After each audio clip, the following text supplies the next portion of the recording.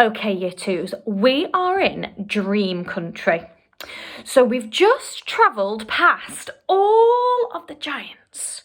We were a little bit thrown about, as the BFG was, but now we've got to dream country. And I think this chapter is all about catching the dreams.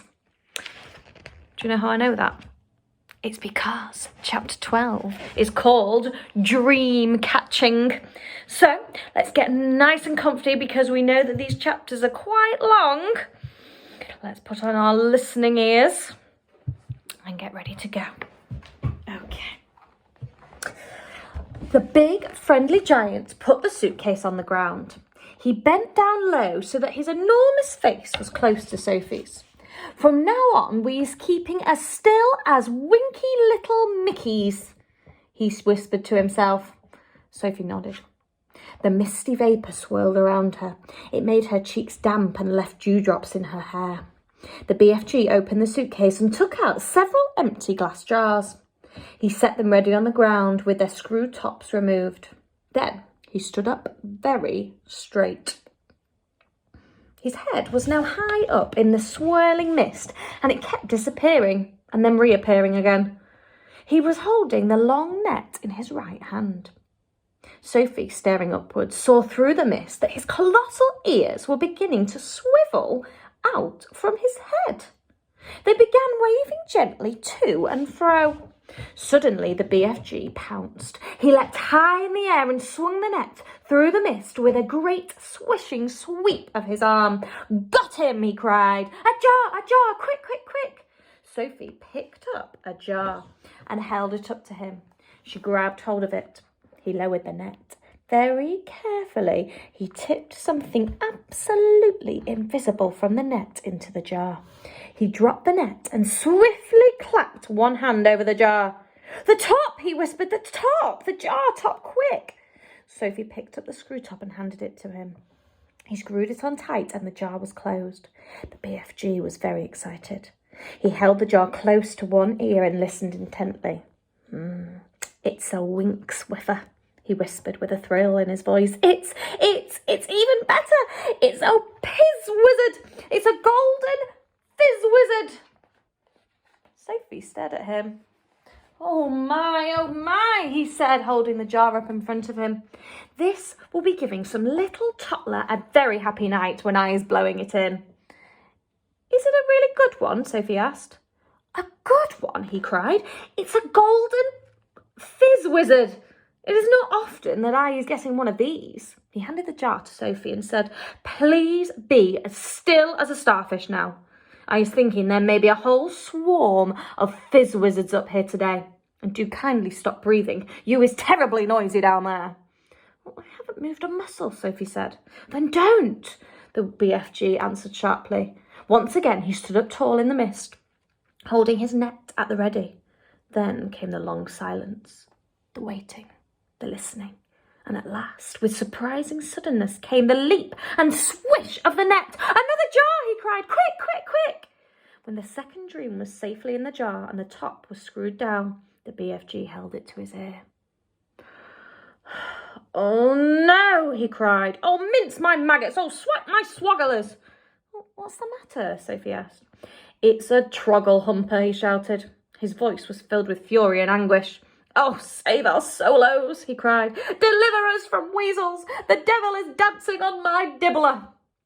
"What are you on about?" Sophie said, and the BFG was getting more and more distressed every minute. "Oh, bash my eye bones!" he cried, waving the jar in the air. "I come all this way to get a lovely golden dreams what I is catching?" "What are you catching?" Sophie said. "I is catching a frightsome trog humper," he cried. "This is a bad, bad dream. It is worse than a bad dream. It is a nightmare." "Oh dear," Sophie said. "Well, what will you do with that?" "I is never, never letting it go," the BFG cried. "If I do, then some poor little toddler will be having the most curd-bloodling time. This one is a real kicksy bog thumper. I is exploding it as soon as I get home." Nightmares are horrible, Sophie said. I had one once and I woke up sweating all over. With this one, you'll be waking up screaming all over, the BFG said. This one would make your teeth stand on end.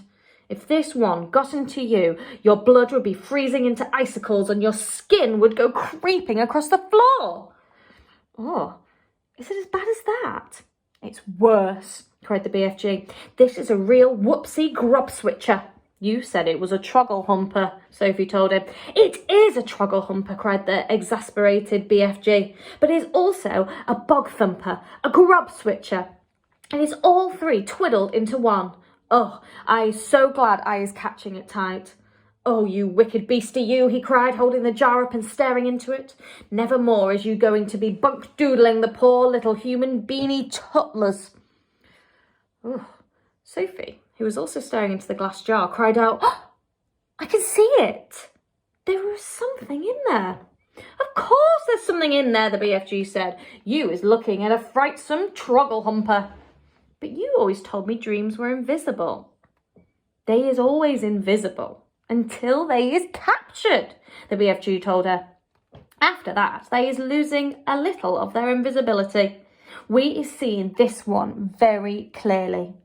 Inside the jar, Sophie could see the faint scarlet outline of something that looked like a mixture between a blob of gas and a bubble of jelly. It was moving violently, thrashing against the side of the jar and forever changing its shape. It's wiggling all over the place, Sophie cried. It's trying to get out. It'll bash itself to bits. The nastier the dream, the angrier it is getting when it's in prison, the BFG said. It's the same with wild animals. If an animal is very fierce and you is putting it in a cage, it will make a tremendous rumpel-dumpus. If it is a nice animal, like a cockatoodle or a froggle-frump, it will sit nicely and quietly. Dreams is exactly the same. This one is a nasty, fierce, bog-rotting nightmare. Just look at him splashing himself against the glass. It's quite frightening, Sophie cried. I would be hating to get this one inside me on a darksome night, the BFG said. So would I, Sophie said. The BFG started putting the bottles back into the suitcase. Is that all? Sophie asked. Are we going? Are you so upset by this troggle-humping, bog-thumping grub-switcher, the BFG said, that I is not wishing to go on? Dream-catching is finished for today. Soon Sophie was back in the waistcoat pocket and the BFG was racing home as fast as he could go. When, at last, they emerged out of the mist and came again on to the hot yellow wasteland, all the other giants were sprawled out on the ground, fast asleep.